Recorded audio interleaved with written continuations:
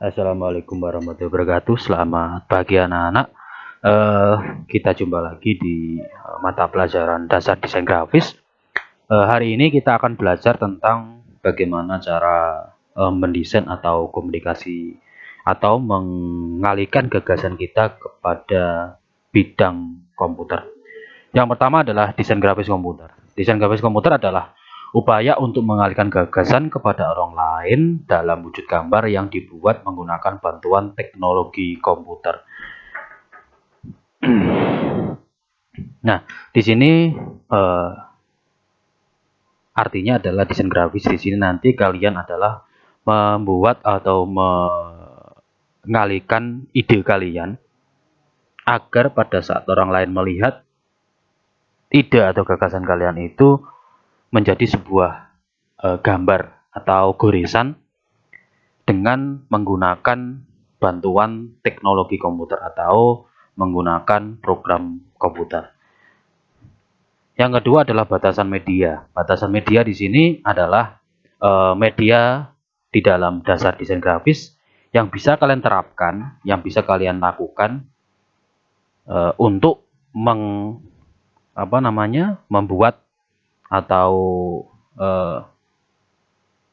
menerapkan ilmu-ilmu kalian di dalam desain grafis. Contohnya adalah media statis seperti buku, majalah, dan brosur.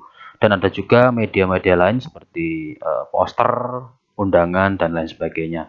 Nah, di dalam perkembangan zaman, di dalam desain grafis juga mulai kita terapkan di dalam media elektronik atau disebut dengan juga di situ adalah desain interaktif atau desain multimedia.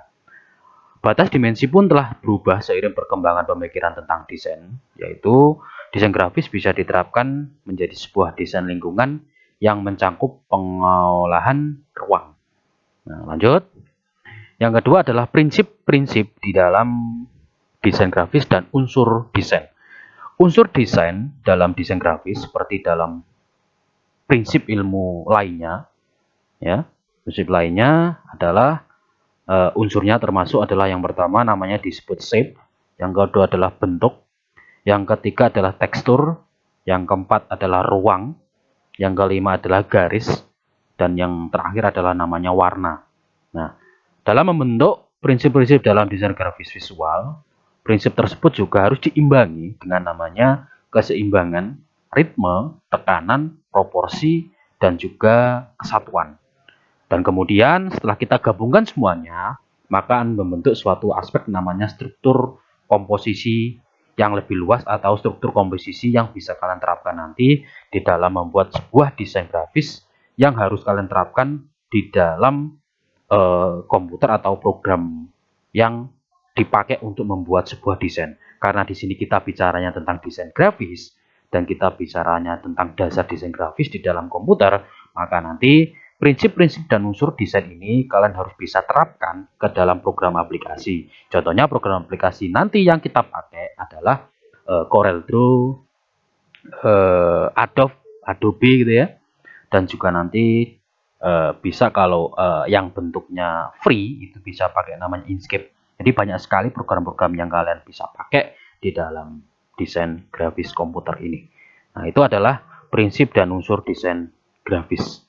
Selanjutnya adalah unsur-unsur desain grafis. Yang pertama adalah ibarat memasak menu yang spesial. Jadi di sini kita harus bisa memahami dasar-dasar dulu bagaimana cara membuat sebuah desain grafis itu bisa semenarik mungkin dan bisa ditampilkan dengan sebagus mungkin.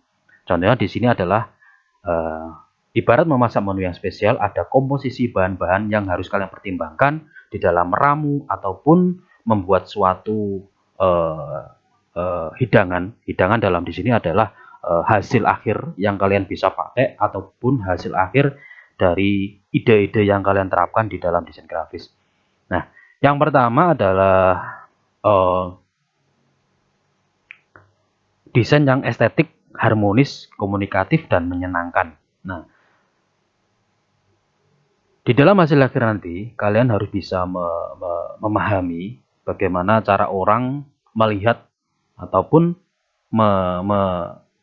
memandang dalam dalam segi desain kalian itu, apakah desain itu kalian bagus atau tidak. Nah, di dalam desain dan di komposisi itu biasanya yang pertama namanya estetika, yang kedua harmonis, yang ketiga komunikatif, dan yang keempat adalah menyenangkan untuk dinikmati oleh orang lain atau audiens.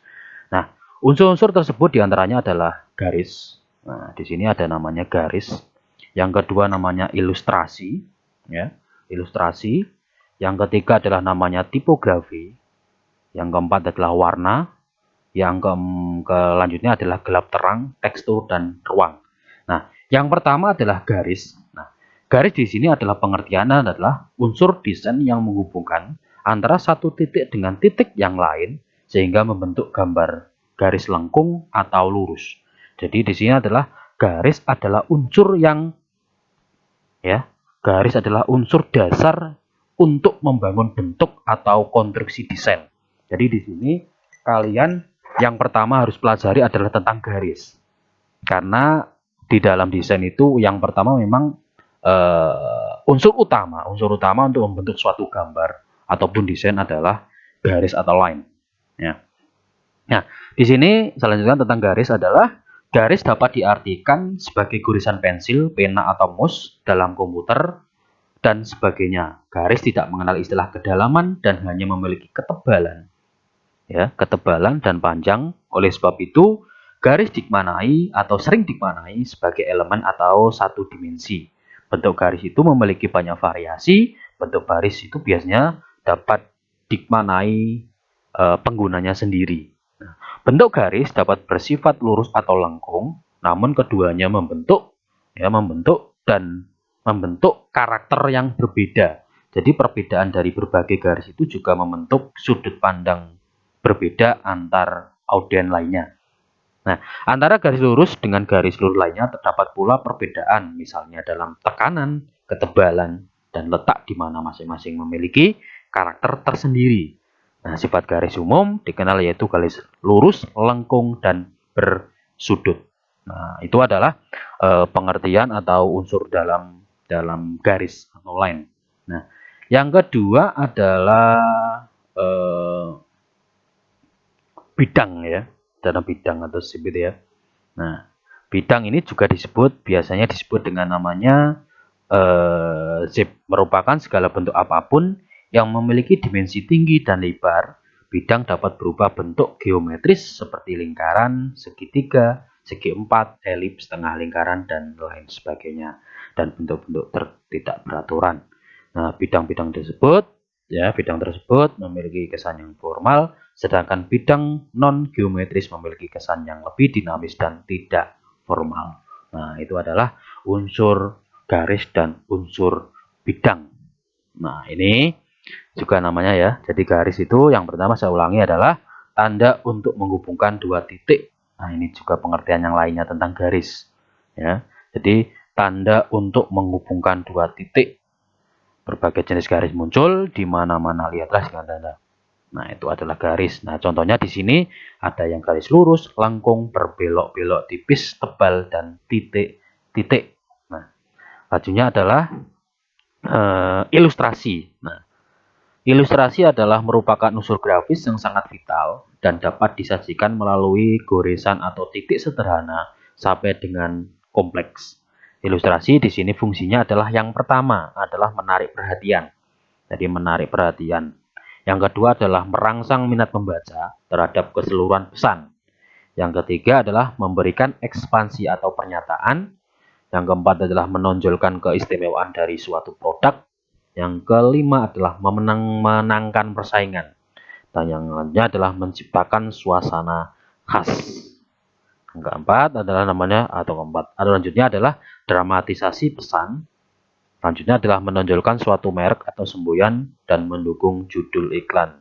Nah, di sini ilustrasi dapat berupa gambar, foto maupun grafis lainnya. Nah, itu ya. Jadi gambar merupakan penjelasan yang dapat menjelaskan isi iklan secara menyeluruh dan mampu menarik perhatian sekaligus menangkap pandangan secara sepintas. Itu adalah gambaran dari ilustrasi. Ya. Selanjutnya adalah nah ini di dalam ilustrasi dibagi